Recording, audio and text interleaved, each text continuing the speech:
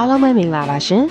ဒီနေ့မှာတော့ကမ္ဘာ fashion လောကရဲ့အကြီးအကျယ်ဆုံးများလို့ခေါ်ရမယ် Met Gala 2026 ပွဲကြီးရဲ့အကြောင်းကိုတင်ဆက်ပေးသွားမှာပါ။ New York မြို့က Metropolitan Museum of Art မှာကျင်းပခဲ့တဲ့ဒီပွဲဟာအမြဲတမ်းလိုပဲကမ္ဘာကျော်ရဲ့အစမ်းပြားဆုံး fashion တွေကိုမြင်တွေ့ရတဲ့နေရာပါ။အခု2026မှာလည်းဘယ်ကမ္ဘာကျော်ဆက်လေးရဲ့ဝတ်စုံကအမိုက်ဆုံးဖြစ်နေမလဲဆိုတာအတူတူကြည့်လိုက်ကြအောင်ပါရှင်။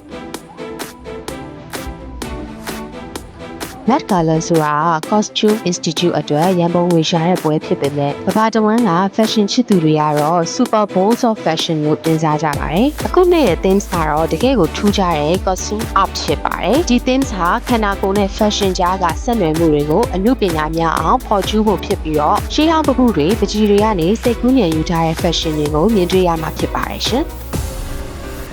Met Gala 2026 ပွဲကိုဦးဆောင်ခဲ့တဲ့ culture တွေကတော့တကယ်ကိုအစွမ်းထက်တဲ့အမျိုးသမီးကြီးတွေပါပဲ။ Vogue ရဲ့ editor ချုပ်ဖြစ်တဲ့ Anna Wintour နဲ့အတူအဆိုတော် Beyoncé, မင်းသမီးကျော် Nicole Kidman နဲ့ tennis အကျော်အမော် Venus Williams တို့ကဦးဆောင်ခဲ့တာပါ။သူတို့ရဲ့ပါဝင်မှုတွေကပဲအခုနှစ် Met Gala ပွဲကိုပိုပြီးတော့တောက်ပစေခဲ့တာဖြစ်ပါတယ်။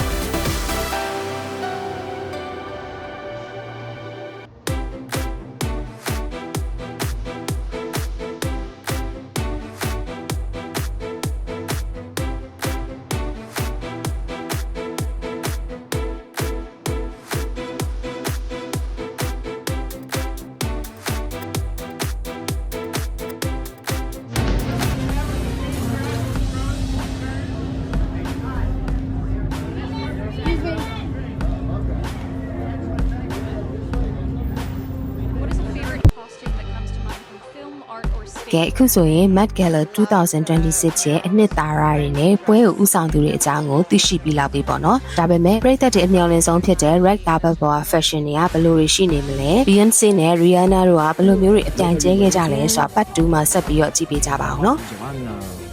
So big. Are you excited for it? အခုလိုမျိုးစိတ်ဝင်စားဖို့ကောင်းတဲ့အကြောင်းအရာတွေကိုတင်ဆက်ပေးနေတဲ့ Let's Watch Together Channel ကို like and follow လေးလုပ်သွားပေးကြပါအောင်ရှင်။ကျေးဇူးတင်ပါတယ်ရှင်။ Let's watch together.